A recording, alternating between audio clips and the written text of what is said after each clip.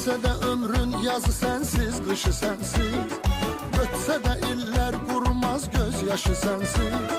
Ey gözümü yolda koyan gözlerin aklım oldu bugün ayrılığın bir yaşı sensiz. Ey gözümü yolda koyan gözlerin aklım oldu bugün ayrılığın bir yaşı sensiz.